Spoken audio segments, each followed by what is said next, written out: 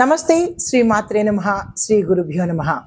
మనకి ఖగోళ శాస్త్రంలో, జ్యోతిష్యంలో రకరకాల గ్రహాలు, కొంతమంది కొన్ని సంయోగాలు జరుగుతూ ఉండడము, అందులోనూ మరీ ముఖ్యంగా యోగాలు అనేవి మనకి కొన్ని గ్రహాలు కలవడం వల్ల విపరీతంగా యోగిస్తుంది.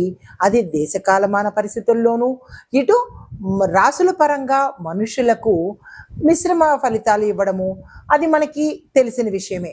అయితే ఇప్పుడు మనకి జూన్లో భాస్కర రాజయోగము అనేది అత్యంత యోగించే ఈ యోగము సూర్యుడు బుధుడు వల్ల, అంటే వీరిద్దరి యొక్క సంయోగం వల్ల జరిగే ఈ భాస్కర రాజయోగం అనేది అత్యంత అత్యుత్తమమైన రాజయోగము. అయితే ఈ రాజయోగము సూర్యుడు బుధుడు కలయిక వల్ల ఎలా ఏర్పడుతోందంటే, బుధుడు సూర్యుని కంటే 28 డిగ్రీలకు మించి దూరం వెళ్తారు. వాళ్ళిద్దరి డిస్టెన్స్ 28 డిగ్రీస్కి దూరంగా ఉండడం వల్ల ఈ రాజయోగం అనేది ఏర్పడుతోంది. అయితే దీనివల్ల మరొక విశేషం ఏంటంటే, బుధుడు సూర్యుడికి దగ్గరలో తిరిగే అవకాశం కూడా ఇక్కడ ఖగోళంలో ఏర్పడుతోంది. వీళ్ళిద్దరూ ఒకానొక సందర్భంలో ఈ తిరగడంలో మిథున రాశిలో కలుసుకోవడం వల్ల ఈ రాజయోగం అనేది ఏర్పడుతోంది. అయితే ఈ భాస్కర అంటే ఏంటంటే అత్యంత ప్రకాశవంతమైనది అనే అర్థం అనమాట. అయితే ఈ ప్రకాశవంతము, ఈ సాహసోపేతము, అంటే ఈ భాస్కర యోగము పట్టడం వల్ల ఇటు దేశానికి కానీ, లేదా అంటే ఒక వ్యక్తికి కానీ, ఒక సంస్థకు కానీ, లేదా అంటే ఒక సమాజానికి కానీ, ఎవరికి తీసుకున్నా సరే ఫలితాలు చాలా సాహసోపేతంగాను, తర్వాత ప్రతిభావంతమైన నిర్ణయాలు తీసుకోవడము, విజ్ఞానవంతమైన నిర్ణయాలు తీసుకోవడము, లేదా పనులు చేయడము, అంటే ఈ యొక్క ప్రభావము చాలా ఎక్కువగా మంచిగా కనపడము, దాంతోపాటు ఆర్థిక అభివృద్ధి ఎక్కువగా కలిగే అవకాశాలు ఈ భాస్కర రాజయోగంలో కనబడుతోంది. అది ఎప్పుడు జరుగుతోంది అంటే కనుక జూన్ నెలలో జరగబోతోంది. అయితే ఇది ఎలా ఏర్పడుతుంది అనే సంశయము రావచ్చు. అయితే ఈ యోగం ఏర్పడడానికి ముందుగా సూర్యుడు బుధుడు ఒకే కంజంక్షన్లో ఉండాలి, అది మొదటి పాయింట్. తరువాత వీరిద్దరి మధ్య దృష్టి యొక్క సంబంధం కూడా ఒకే కోణంలో ఉండాలి. తరువాత ఈ ప్రధాన కంజంక్షను బుధుడు కంబస్ట్ అవ్వకూడదు. వీళ్ళిద్దరూ ఒకేలాగా ఉండాలి, కానీ అస్తంగతం మాత్రం అవ్వకుండా ఉంటేనే ఈ రాజయోగం యొక్క ఫలితాలు ఏర్పడతాయి. అయితే సూర్యుడికి సమీపంలో తక్కువ డిగ్రీస్లో కనుక ఉంటే ఆ ప్రభావము సూర్యుడిని బలహీనపరచకూడదన్నమాట. ఇన్ని కండిషన్స్ మీద మనకి ఈ భాస్కర రాజయోగం ఏర్పడబోతోంది. అయితే ఈ భాస్కర రాజయోగము యొక్క ప్రభావము మనకి జూన్ మొదటి వారం నుంచి, అంటే జూన్ మొదలైన దగ్గర నుంచి సూర్యుడు బుధుడు ఇద్దరు కలిసి కరెక్ట్ కోణంలో, అంటే ఒకే పర్ఫెక్ట్గా వాళ్ళ యొక్క గ్రహ సంచారము మిథున రాశిలో జరగబోతోంది. అయితే దీని యొక్క ప్రభావము, ఈ యోగము యొక్క ప్రభావము 12 రాశుల మీద ఎలా ఉండబోతోంది అనేది ఒక అంశం అయితే, మరి దేశకాలమాన పరిస్థితుల్లోనూ రక్షణ, రాజకీయ, న్యాయ వ్యవస్థ, వాతావరణము, వ్యవసాయము, ఇలా ప్రతి ఒక్కటి మన అంశము మనకి ఉపయోగపడేదే కదా. కేవలము 12 రాశులకే కాకుండా నేను చెప్పేది ప్రత్యేకంగా దేశంలో ఎలా ఉండబోతోంది, వాతావరణ పరంగా ఎలా ఉండబోతోంది, మన రక్షణ వ్యవస్థలో ఎలా ఉండబోతోంది, న్యాయపరంగా ఎలా ఉండబోతోంది, అండ్ రాజకీయ పరంగా ఎలా ఉండబోతోంది అనే ఈ అంశాలన్నిటినీ కూడా మీ అందరికీ తెలియాలి. ఎప్పుడూ మనుషులకే కాకుండా మన చుట్టూ ఏం జరుగుతోంది అనే అంశాలు కూడా ప్రతి ఒక్కరికి తెలియాలి అనే విషయంతో మీ ముందుకు ఈ ప్రత్యేకమైన అంశాలు తీసుకొస్తున్నాను. అయితే మరి ఈ రాజయోగం వల్ల ఏ ఏ రాశులకు బాగుంటోంది అనే విషయంలో క్లుప్తంగా చెప్తాను, తర్వాత సవివరంగా చెప్తాను. ముందుగా మిథున, కన్య, తుల, ధనస్సు, కుంభరాశుల వాళ్లకు, ఈ రాశుల వాళ్ళకి విపరీతమైన, అత్యంత లాభదాయకమైన, యోగ్యదాయకమైన, విశేషమైన ఫలితాలను ఇవ్వబోతున్నాడు. అయితే ఈ రాశుల వాళ్ళకి ఎలా ఉండబోతోంది అంటే, వీరు అత్యంత సాహసోపేతంగాను, కొత్త కొత్త అవకాశాలు తెచ్చుకోవడంలోనూ, ప్రతిభ, ధైర్యము ప్రదర్శించడంలోనూ, విద్య, ఉద్యోగము, వ్యాపారము, మీడియా, కమ్యూనికేషను, చట్టము అంటే న్యాయము, రాజకీయ రంగాలలో ఈ ఎవరైతే ఉంటారో, నేను ఇందాక ప్రస్తావించిన రాసుల వాళ్ళు ఎవరైతే ఉంటారో వాళ్ళకి విశేషమైన ఫలితాలు కనబడబోతున్నాయి. అయితే మరి మిగతా రాసుల వాళ్ళకి ఎలా ఉండబోతోంది అంటే కనుక కొంత మిశ్రమ ఫలితాలు ఉంటాయి, కానీ అంత విశేషమైన ఫలితాలు ఈ సమయంలో దక్కబోదు. అయితే మరి సామాజిక, ఆర్థిక, రాజకీయ, వాతావరణ, రక్షణ, న్యాయ వ్యవస్థల మీద ఎలా ఉండబోతోంది అనే అంశంలో రైతులకు, అంటే ముందుగా వ్యవసాయాన్ని చూసుకున్నట్టయితే రైతులకు సాంకేతికంగాను అంటే టెక్నికల్గాను, సమాచార వ్యవస్థలు, అడ్వైజరీ వ్యవహారాలు ముందుగా ఎక్కువగా బలపడతాయన్నమాట.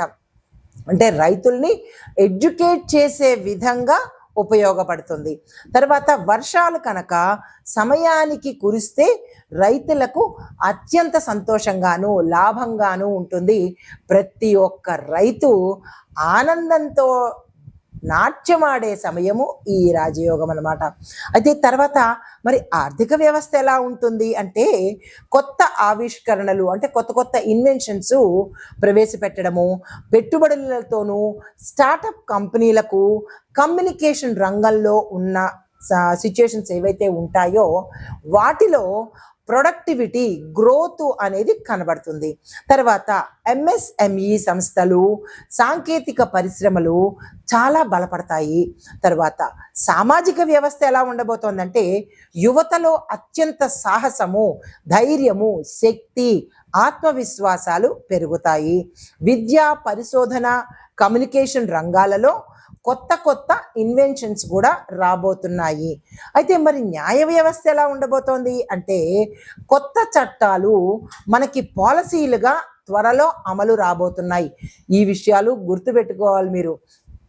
అయితే ఇలాంటివన్నీ ఫ్యూచర్లో జరగబోయేవన్నీ మనకి ముందుగా తెలియచెప్పేదే జ్యోతిష్యం అండి.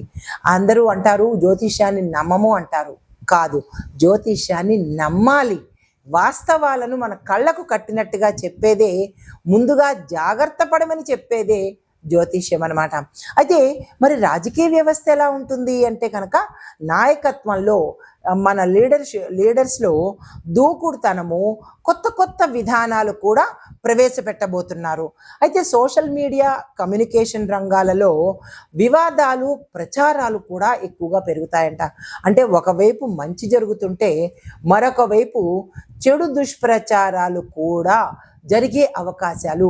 కమ్యూనికేషను అంటే ఈ సోషల్ మీడియా, కమ్యూనికేషన్ రంగాలు మంచికి ఉపయోగించుకుంటే దేశం బాగుపడుతుంది, చెడుకు ఉపయోగించుకుంటే దేశం సర్వనాశనం అయిపోతుంది.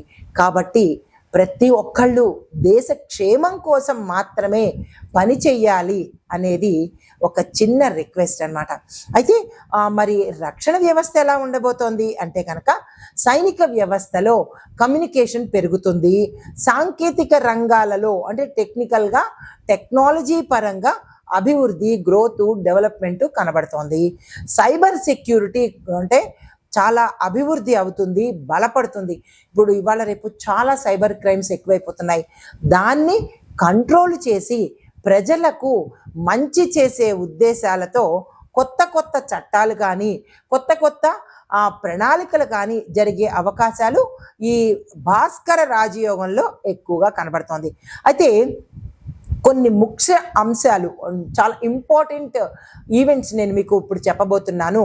భాస్కర ఈ రాజయోగం వల్ల ఇంటెలిజెన్సు, కమ్యూనికేషన్ స్కిల్స్, రచనా ప్రతిభ, న్యాయము, పాలిటిక్స్, టెక్నాలజీ ఈ రంగాలలో పెద్ద పెద్ద అవకాశాలు యువతకు వస్తాయన్నమాట. అంటే ఉద్యోగ అవకాశాలు కానీ, స్టార్టప్స్ పెట్టుకోవడం కానీ, ఈ దిశగా ఎవరైనా ప్రయత్నం చేస్తే కనుక మంచి ఆపర్చునిటీ వచ్చే అవకాశాలు ఎక్కువగా ఉన్నాయి. రెండో పాయింట్, మిథునము, కన్యా, తుల, ధనస్సు, కుంభరాశుల వారికి ఎక్కువగా గొప్ప గొప్ప అవకాశాలు వచ్చే దిశ కనపడుతోంది. ఈ రాశుల్లో ఉండేవారు ఎవరైనా సరే, ఏ రంగంలో ఉన్న వాళ్ళైనా సరే, మీ టాలెంట్ను ప్రదర్శించడం కానీ, కొత్త కొత్త అవకాశాలు వెతుక్కోవడం కానీ ఈ సమయంలో కనుక చేసినట్టయితే మీరు హై స్థాయికి వెళ్ళే అవకాశాలు చాలా ఎక్కువగా కనపడుతున్నాయి. దేశంలో చూసినట్టయితే ఇంకొక పాయింట్, ఆర్థిక వ్యవస్థ, రాజకీయాలు, సాంకేతిక రంగాలు కూడా చాలా స్ట్రాంగ్ అవుతాయి, బలపడతాయి అన్నమాట. ఇవి మనకి ఈ భాస్కర రాజయోగం వల్ల జరగబోయే ముఖ్యమైన అంశాలు. నమస్తే. తదుపరి రాశి మకర రాశి. ఈ రాశిలో ఉండే వారికి సూర్యుడు మరియు బుధుడు మిథున రాశిలో సంచరించడం వల్ల ఈ మకర రాశి వారికి 6వ ఇంట వీరి యొక్క సంచారం జరుగుతోంది. అయితే 6వ ఇంట సంచారం జరుగుతున్నప్పుడు మరి ఎలాంటి ఫలితాలు ఇవ్వబోతున్నాడు అంటే, శత్రువుల మీద మీరు విజయం సాధిస్తారు, శత్రువులను సమూలంగా నాశనం చేస్తారు, లేదా వారికి వారే స్వయంగా నాశనం అయిపోయే అవకాశము ఇక్కడ ఎక్కువగా కనబడుతోంది. ఆరోగ్య సమస్యల నుంచి బయటపడే అవకాశం కూడా ఎక్కువగా కనబడుతోంది. కొంతమందికి మిశ్రమ ఫలితాలు ఇచ్చే అవకాశం కూడా గోచరిస్తోంది. దానికి సంబంధించిన జాగ్రత్తలు తీసుకునే ప్రయత్నం చేసుకోండి. అయితే మిగతా రంగాలలో ఉన్న వాళ్ళకి, విద్యార్థులు, ఉద్యోగస్తులు, వ్యాపారస్తులు, పారిశ్రామికవేత్తలు, కాంట్రాక్టుదారులు, రియల్ ఎస్టేట్ వాళ్ళు, రాజకీయ రంగంలో ఉన్న వాళ్ళు, సినీ పరిశ్రమలో ఉన్నవాళ్ళు, వీళ్ళందరికీ కూడా మిశ్రమ ఫలితాలతో పాటు కొంతమందికి తక్కువ శాతం ఫలితాలు, 10 నుంచి 15% మాత్రమే మంచి ఫలితాలు వచ్చే అవకాశం కనబడుతోంది. దీనికి సంబంధించి మీకు మంచి ఫలితాలు కావాలి అంటే కనుక దీనికి సంబంధించినటువంటి పరిహారాలు తప్పనిసరిగా చేసుకోండి. సూర్యుడికి మీ యొక్క రాశికి అధిపతి శని భగవానుడు కదా. అయితే దానికి సూర్యుడికి శని భగవానుడికి భేదం ఉంటుంది కాబట్టి ఫలితాలు అంత తొందరగా వచ్చే అవకాశము కలగదు. కాబట్టి మీరు శని భగవానుడికి మాత్రమే ఎక్కువగా పూజ చేసే ప్రయత్నం చేసుకోండి. అంటే ఏలినాటి శని ప్రభావము మీకు పూర్తిగా వెళ్ళిపోయినప్పటికీ శని భగవానుడి యొక్క ఛాయ, నీడ, ఆయన యొక్క ప్రభావము మీ మీద ఉంటుంది. మకర కుంభాలకు అధిపతి ఆయనే కాబట్టి కొంత చెడు ఫలితాలు ఉంటాయి, కొన్ని మంచి ఫలితాలు ఉంటాయి. నిరాశ చెందకండి. శనివారం రోజు నవగ్రహ ఆలయంలో శని భగవానుడికి తిలలతో అభిషేకం చేసుకోండి. శని భగవానుడిని ఎప్పుడు చూసినా మీరు ముఖ దర్శనం మాత్రం అస్సలు చేసుకోకండి, పాదాలను మాత్రమే చూడండి. ఇది చాలాసార్లు చెప్పాను, మళ్ళీ చెప్తున్నాను. పాదాలను మాత్రమే ఆ స్వామివారిని చూడండి తప్ప ముఖాన్ని తల ఎత్తి కూడా చూసే ప్రయత్నం చేసుకోకండి. అయితే నల్ల నువ్వులను దానంగా ఇవ్వండి. నల్ల నువ్వుల దీపాన్ని పెట్టుకున్నట్టయితే కనుక కొంత సానుకూలమైన ఫలితాలు పొందే అవకాశం కనబడుతోంది.